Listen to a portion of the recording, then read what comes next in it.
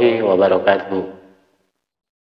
Jumpa lagi ya Bunda dengan saya di channel Pojok Parenting. Karena channel ini merupakan tempat sekolahnya para orang tua. Baik ayah Bunda, dalam pola asuh atau dalam mendidik anak di rumah, terkadang banyak orang tua yang tidak paham bagaimana pendekatan yang harus dilakukan. Bagaimana supaya anak sesuai dengan yang diharapkan. Kenapa? Karena memang pengasuhan ini tidak ada salahnya bagi orang tua ya. Sehingga kadang orang tua mengasuh mendidik anak di rumah berdasarkan pengalaman dari orang tuanya dulu. Berbeda dengan sekarang.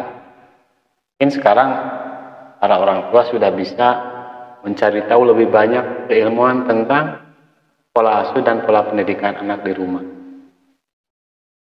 Ya Bunda, ada beberapa hal bagaimana cara mendidik anak sehingga anak besar nanti sesuai dengan yang diharapkan.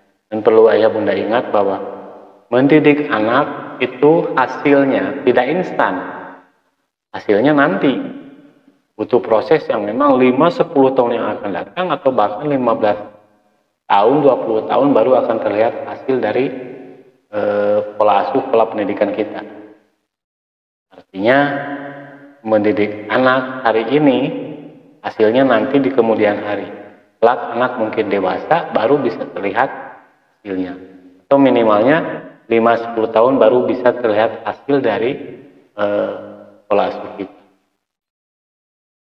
Nah, ayah Bunda, pernahkah ayah Bunda mendengarkan curhatan anak?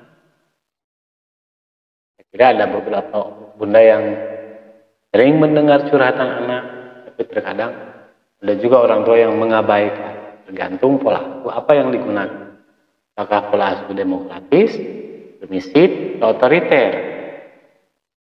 Oke, ayah Bunda, saya akan membahas atau beberapa konsep pola yang digunakan atau dilakukan oleh orang tua terhadap anak. Baik ayah Bunda, begini, jika anak dibesarkan dengan telaah, ia belajar memaki, kelak nanti ia menjadi seorang pemaki.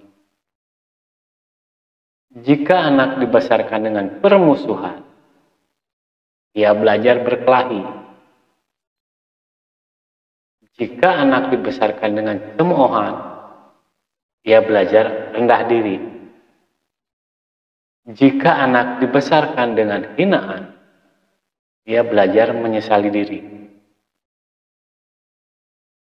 Jika anak dibesarkan dengan toleransi, ia belajar menahan diri. Jika anak dibesarkan dengan dorongan dan motivasi, ia belajar percaya diri. Jika anak dibesarkan dengan pujian, ia belajar menghargai. Jika anak dibesarkan dengan kalimat-kalimat positif, ia belajar keadilan. Jika anak dibesarkan dengan rasa aman, ia belajar kepercayaan. Jika anak dibesarkan dengan dukungan, ia belajar menyenangi diri. Jika anak dibesarkan dengan kasih sayang, ia belajar menemukan cinta. Tinggal hasilnya nanti yang ayah Bunda lakukan terhadap anak hari ini, seperti yang tadi saya sebutkan ada beberapa, itu hasilnya nanti di kemudian hari. Maka pilihlah, ajarkan anak, didiklah anak dengan cara-cara yang memang yang seperti tadi. Ajarkan anak atau besarkan anak dengan rasa aman, rasa kasih sayang, besarkan anak dengan motivasi, dorongan, besarkan anak dengan penuh pujian, besarkan anak dengan kalimat-kalimat positif, besarkan anak dengan dukungan, kasih sayang, seperti itu. Jangan sampai ayah Bunda membesarkan anak dengan banyak celaan, dihiasi dengan permusuhan, cemoohan, hinaan. Itu akan menghasilkan kelak dewasa nanti menjadi orang yang memang tidak sepantasnya atau tidak sesuai dengan yang diharapkan oleh ayah bunda. Baik, ayah bunda, setiap anak mempunyai potensi dan kemampuan untuk belajar tentang banyak hal yang harus bunda ketahui, bahwa anak itu memiliki kemampuan untuk belajar tentang banyak hal. Bagi orang tua bisa menstimulusnya, merangsangnya. Apa itu stimulasi? Itu untuk menumbuhkan dan mengembangkan potensi kebaikan pada anak. Apakah ayah bunda sering memberikan stimulasi pada anak? Ayah bunda yang lebih tahu jawabannya bagaimana. Oke, ayah bunda, kenapa harus memberikan stimulasi untuk meningkatkan kemampuan anak? Karena anak itu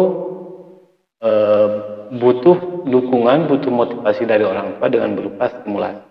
Jangan sampai orang tua membentuk sebuah tekanan terhadap anak. Kemampuan yang tadi dimiliki oleh anak ketika ditekan orang tua, maka akan hilang peluang untuk mengaktualisasikan potensi dirinya. Akan hilang kemampuannya, terkikis karena dengan tekanan-tekanan yang orang tua lakukan terhadap anak. Tidak sedikit banyak orang tua yang dengan alasan untuk kebaikan dirinya, maka orang tua membuat sebuah tekanan, membuat sebuah paksaan. Padahal itu tidak baik buat anak. Kenapa? Karena anak juga manusia. Seperti orang dewasa, anak-anak juga punya perasaan, pendapat, dan keinginan. Anak-anak belum pernah menjadi orang tua, namun orang tua sudah pernah jadi anak. Beri kesempatan anak untuk menjadi dirinya sendiri. Jangan paksa anak seperti menjadi orang tua. Berikan kesempatan anak menjadi dirinya sendiri. Terima anak apa adanya. Karena semua anak adalah anugerah terbaik bagi setiap orang tuanya. Baik ayah bunda, ini ada curhatan seorang anak. Jadi dengarkanlah curhatan setiap anak oleh ayah bunda. Curhatan seorang anak seperti ini. Aku ingin jadi diri sendiri. Bunda, menurutku pendapatmu tak salah. Tapi aku juga punya pendapat berbeda yang menurutku juga benar. Tapi aku takut mengatakannya padamu. Kalau aku diam dan selalu menurut, sebenarnya itu bukan berarti aku setuju. Tapi itu karena aku tak tahu, bingung, dan takut untuk menyampaikan pendapat. Setiap pilihanmu yang harus kulakukan, Bunda selalu bilang, ini untuk kebaikan hidupmu di masa depan. Seperti hari itu, waktu kau tanya padaku tentang pilihan sekolah lanjutan yang kau inginkan, aku menjawab sesuai keinginan. Sekolah yang dekat rumah saja biar dekat. Tapi Bunda kemudian bercerita tentang sekolah-sekolah lain yang menurutmu hebat dan bagus. Ini untuk kebaikan hidupmu di masa depan. Begitu jawaban Bunda ketika aku menolak pilihan yang Bunda aja. Oke, terima kasih. Assalamualaikum warahmatullahi wabarakatuh.